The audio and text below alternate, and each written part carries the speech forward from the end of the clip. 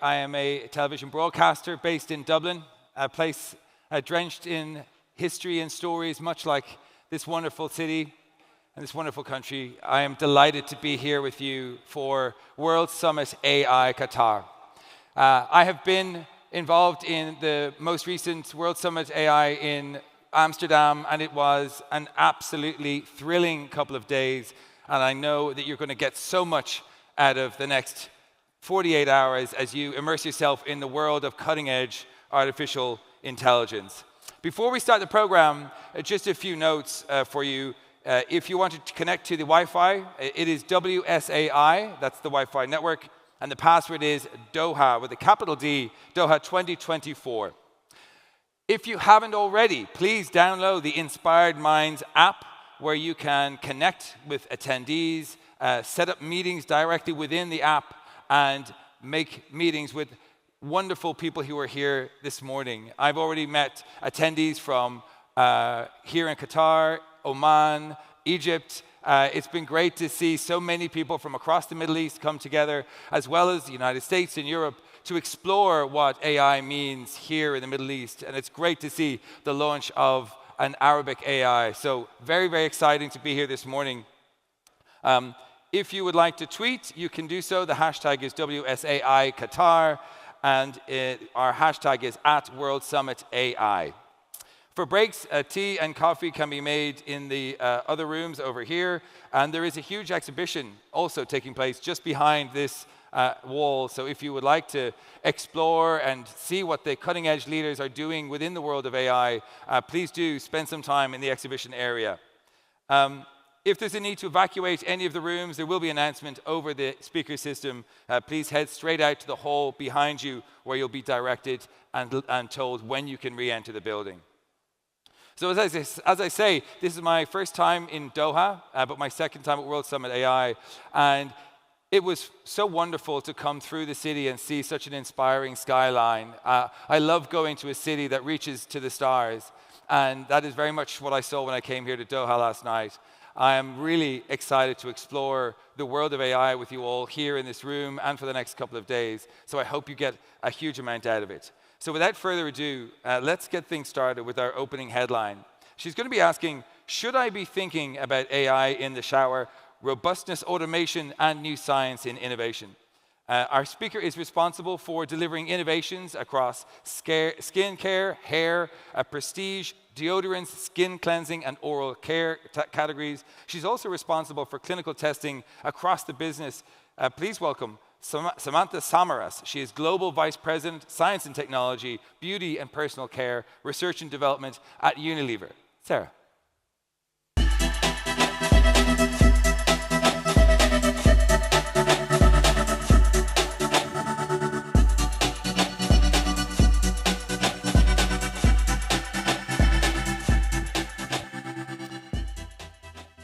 Good morning. So we're going to move a little bit from this morning's very sophisticated drones and very big speaking about the future of AI to talking about this. Soap. Or this.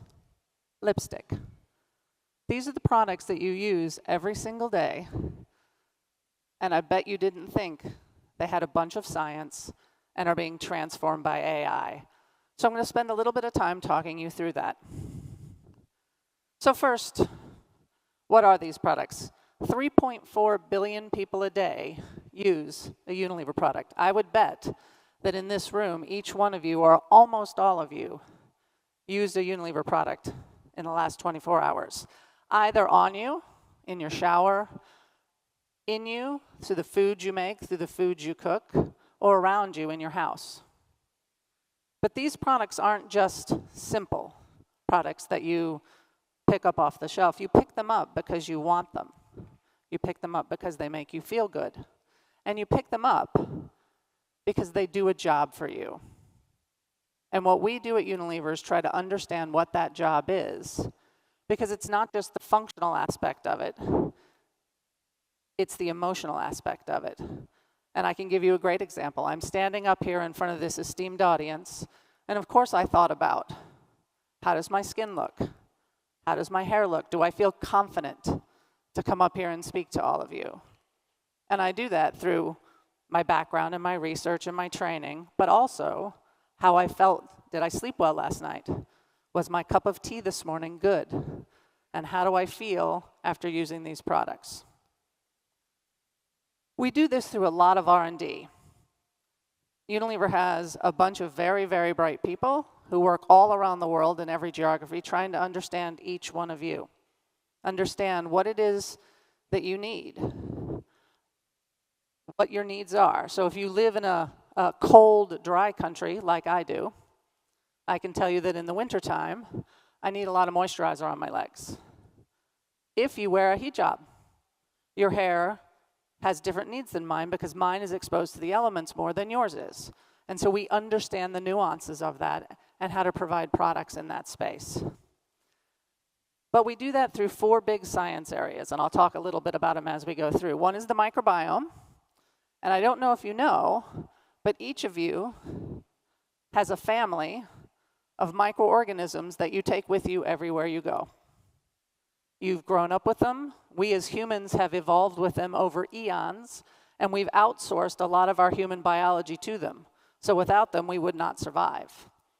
And so we understand that relationship between the two, and it's very complicated science, and that's a place where AI is allowing us to learn things we couldn't learn before, and I'll tell you about that a little later. Advanced materials. If you think about the advancements, not only in the kind of materials we use, polymers and materials, but also in the kinds of materials in the drones you saw flying, materials in batteries. So material advancement has been transformational in the last 10 to 15 years. Biotechnology as well, and then this connection between the skin and your brain. So when you were born, or actually before you were born, your brain and your skin evolved from the same place in the embryo on day 3 of gestation. So there's lots of stuff in your skin that's also in your brain. Your skin can smell. Your skin can tell if it's light outside without your eyeballs. And so these kind of things make your skin the way you interact with the world. How you feel, how you touch, and those are really important for development. So what does AI have to do with any of this? So we're transforming innovation powered by AI, and we're doing that through 3 different main ways, of which I'm going to focus on one. Dynamic, data-driven consumer trend prediction, like I'm sure. What's the new color of the year in lipstick trends? What kind of fragrance am I looking for in a product? What kind of flavor do I want in my toothpaste? Is the Knorr soup mix I have spicy enough for this region versus another region? Because there's very, very local tastes in the kind of food people like to eat. So first, we need to understand what you want and what you need. Second, we need to make these products. And we need to make them in a way that you not only want to buy them, but they're robust and they're safe and they can be transported all over the world.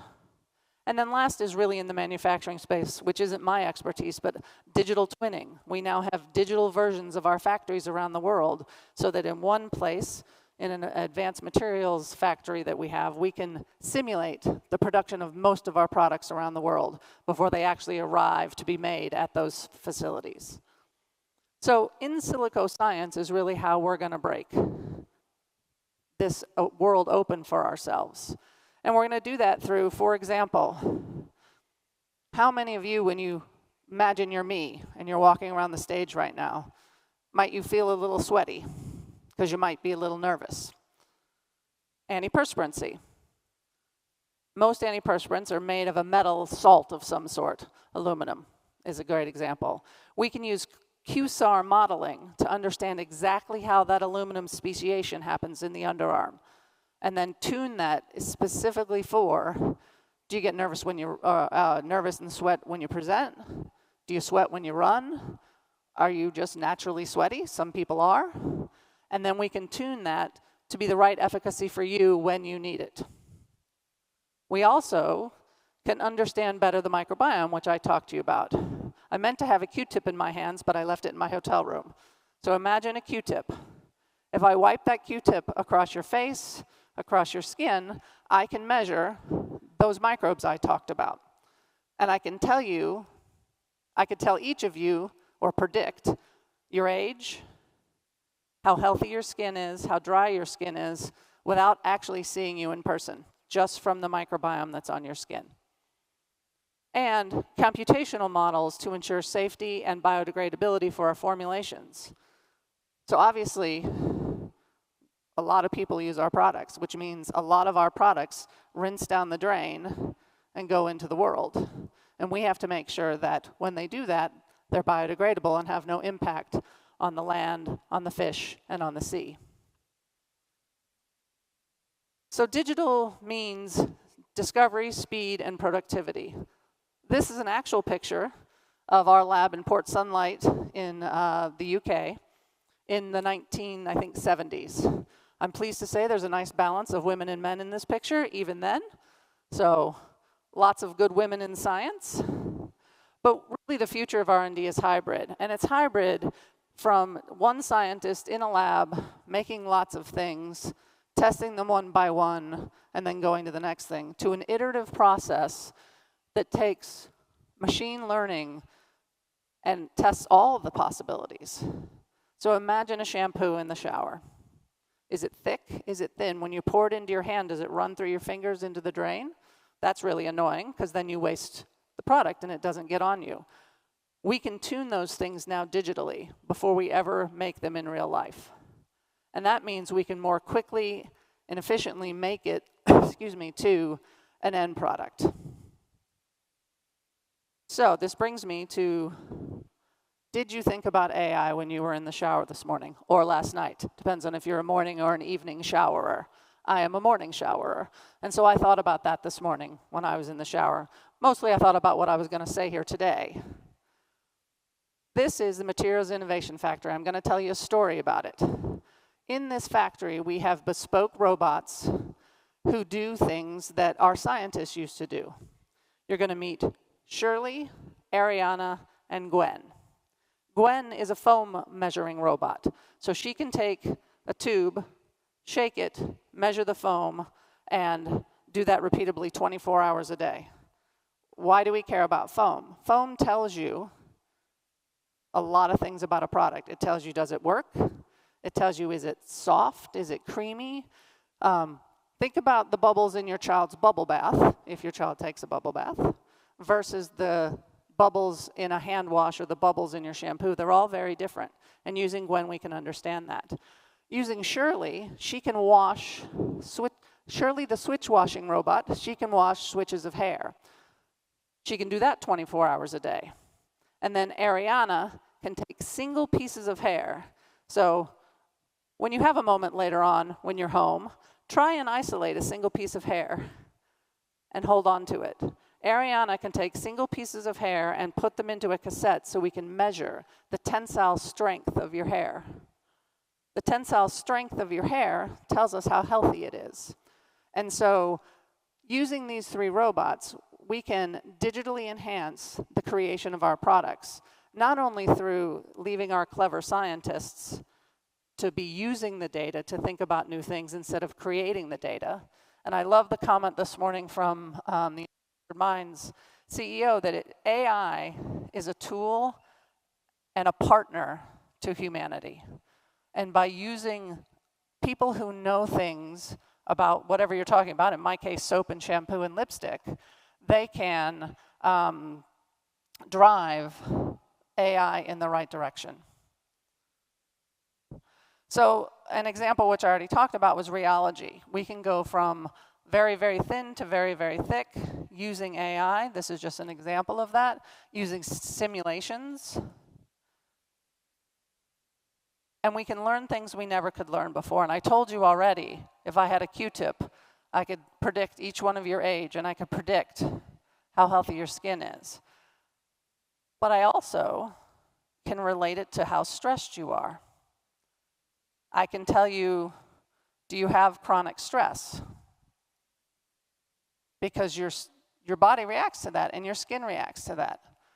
What if I could give you advice on you need to eat better, you need to sleep better? And for some people, they know that. But what if I could direct you towards a product that would help you do that? Because I understood you and your biology and what's going on with you. We use the microbiome to study things like that.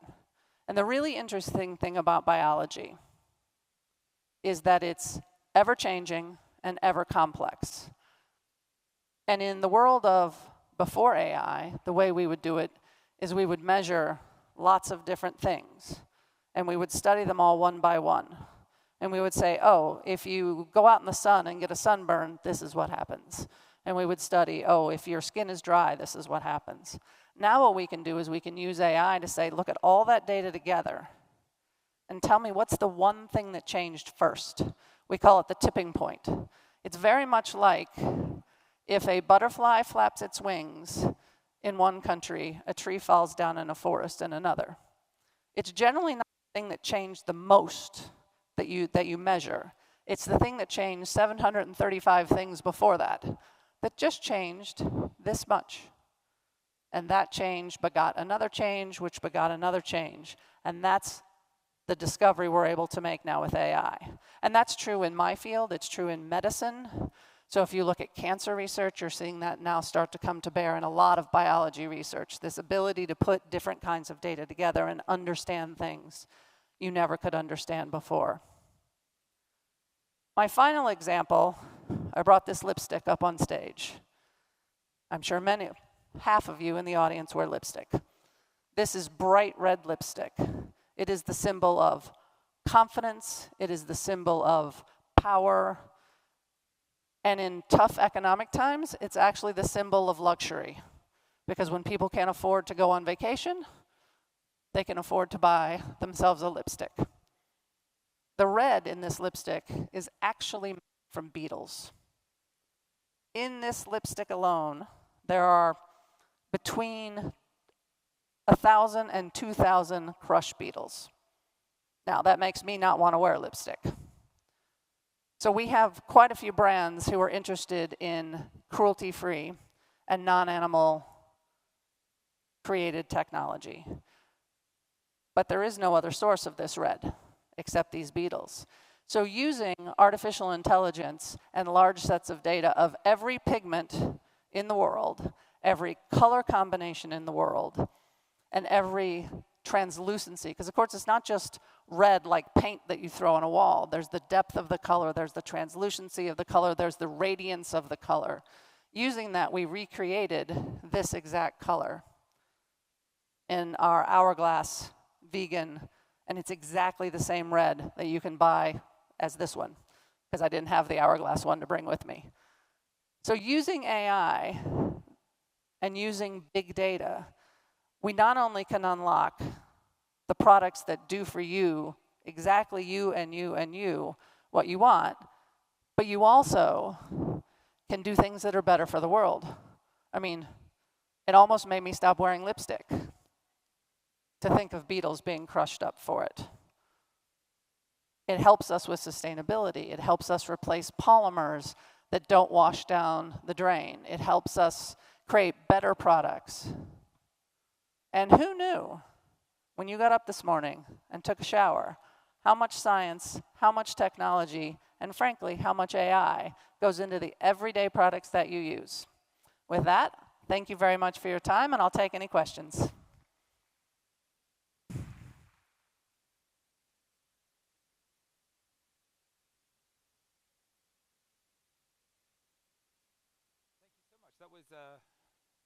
That was such a fantastic presentation. Obviously, when we look at generative AI, the last 2 years have been such a whirlwind. In terms of product development, materials development, what are the advances in AI that you're seeing that are making real change there? Because we associate generative AI with sort of languages, coding. Can they help us develop new materials, new products, more sustainable items? Yeah, so there's two ways we think about that. Actually, large language models are a great tool to use in the scientific literature. Right now, most of them haven't been really trained on bespoke scientific literature, and any of you who are in a specific field know there's a language associated with that. I'm just going to walk away from that. That's okay. There's a language associated with that, so we have We're getting a little feedback there from the monitor. Thanks. So there's a language associated with large language models. If you have questions for Dr. Sam Samaras from Unilever, please raise your hands and we will get to you. We've one over here. One moment, sir. We will get to you in a second. We'll just let the microphone fix. Don't forget to please use the app to make meetings and introduce yourself to others. This is a great opportunity to find like-minded people across the AI industry and connect with them wherever they may arrive. I had a great chat with some American delegates this morning. So please do use the app to do that. Also, the exhibition area is open if you would like to have a look at it during the breaks and explore what is on offer from some of the leading companies in AI. If you have any questions from this side of the floor, please raise your hand and we'll get to you. I just want to finish off that thought, Yeah, Sam. sure. Yeah. So large language models have a language. I'm sorry, scientific literature has a language to it. So we've had to train the models to be able to understand that language. Yeah. And we're able to dive through much broader amounts of research than any one person could ever do. So yes, large language models actually are helping us in that area to learn everything there is to know so we don't repeat something, including our own internal research. We're able to go back and look at research. But in the area of materials, it's really QSAR modeling, and we're actually starting to lean a little bit harder now into causal AI. So I'm actually really interested to hear other speakers about this idea of causal. I talked about that tipping point and how one thing changes in another and another and another. Correlation versus causation, I think, is a really big thing that we're trying to get our hands around, and we think causal AI could really help us drive in that area. We have a question from the floor over here, sir. Yes. My name is Kevin Jones. I'm from Indiana University, USA. When you talk about these transformations, one of the questions I have is, how have the employees embraced the changes of AI? Because there's a lot of potential, but one of the often barriers is management and sometimes employees. What's been your experience? Sure. So I think it's a great question, right? And anytime you have a new technological advance, you usually have sort of three groups of individuals. You have your early adopters, you have your not quite sure of it, but we'll give it a go crowd, and then you have sort of doubters. I would say what we've done is really lean hard into our early adopters, and in sometimes skip over the guys in the middle and pair them up with the doubters to help pull along. What we've been very clear on is AI is not there to replace somebody's job. They're there to make the really boring things, like taking a single piece of hair out of a hair thing and putting into a cassette eight times a day. That's really boring. And so if we can give one of our clever scientists the data that comes off of that, that's a much more fulfilling job. That's a much more fulfilling. And so that's how we look at AI and automation and robotics to enhance our scientists' lives so they spend their time using this and not their time using this. So thank you for the question, and for you, I'm going to say go Boilers because I'm a Purdue grad, and he's an Indiana grad, so thank you. Can I ask, when it comes to recruiting, when you started integrating AI at Unilever a good few years ago, but I'm pretty sure it's been ramped up, is it difficult to integrate the AI processes and the AI opportunities within manufacturing and production, which can sometimes be a little less ready to change? Yeah, I mean, so I'll give you two examples. One is, yes, many of our factories were built 30, 40, 50 years ago, and so there's parts of them that have to have a CapEx influx in order to do that. So what we've really done, where we started, was advanced manufacturing pilot plants that allow us to mimic what's going on in these other factories as we're bringing those up to scale. I think we now have 3 or 4 lighthouse AI-centered, modern, state-of-the-art factories. But we also have factories that aren't there yet and are being brought up to speed. Those advanced manufacturing center pilot plants really help us to do that. The other example I'll give you is me. So when I graduated with my PhD more years ago than I'd care to admit, math wasn't really part of biology then. And so I am terrible at math. New graduates... Let's test you. Let's not. new graduates that are coming out are very, very facile in math and in coding and so I actually every year have a reverse mentorship with one of our new students that's come in so that I can learn. So you can teach someone who didn't grow up with it how to do it. You just have to be willing to learn. Right. I still am not sure I'd let me code, but at least I can kind of understand it. In terms of ethical considerations, we know that since the birth of AI, there's always been questions of how we make sure that it is fair and equitable Yes. to everybody. And there are biases inherent in a lot of models because of the fact they've been trained on a biased and prejudiced world. How do you manage that in Unilever to make sure that the communications, but also the work that you're doing counteracts the biases we find in some of these models? Yeah, so a great example for us is, and it's the same in the medical world, is that women and people of color are underrepresented in medical data globally. And so what we've done in our space is we've done lots of specific research in and around the world so that skin of all colors, hair of all types have been represented in our studies so that we can make sure we understand that, right? Because my hair and someone's hair who was born and grew up in Africa are not the same. They don't need the same things. They're not structured the same. The biology behind them is different. So I think there's a real opportunity to make sure that the data that you're coming from is representative of all. And certainly in our area, we've taken strides to run those studies, those fundamental learning studies, in order to be able to understand that, because it's important. Unilever serves consumers and people all over the world, and everybody is different and special, and we need to understand that. We have another question from the floor here. Thank you for your excellent presentation. You have caught my attention to what you explained about the exposure to the environmental elements when you spoke about hair and the differences between the exposure and the hijab after.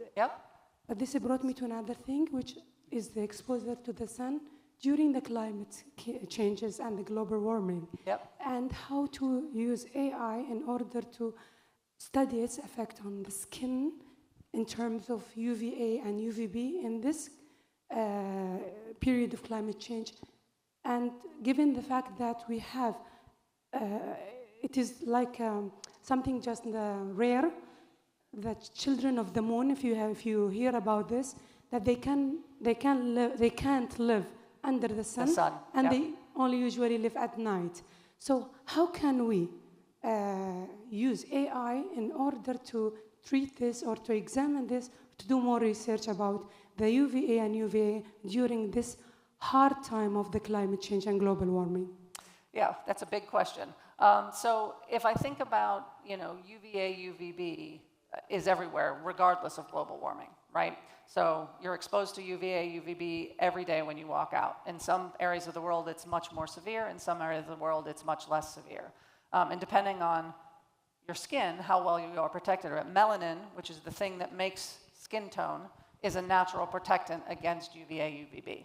And so if you have a more even, darker tone, you actually are more well protected. And if you don't, you're not. So I sunburn very well. I've got lots of freckles, but they don't protect all of me from the sun. I think what we're trying to understand is the biology of that pigmentation and how does it develop. And the case of that you described is a medical condition that affects people around the world. And it means they don't have any protection against the sun. So we need to make sure that we create barriers for them, either clothing, which is not something Unilever does, but certainly better UVA, UVB filters that are waterproof, long-lasting, but still safe to put on people's skin, right? And so we do a lot of research into that. But certainly, people always ask me because of my job, what do you use?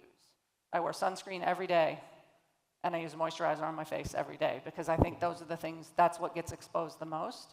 So it's just understanding more about how that light goes into the skin and how you can protect it is really the best thing certainly from what I do point of view we can do. When you're building out your team, how much do you look for pure AI expertise, or what are the skills that you're looking for to develop AI for Unilever across its product base?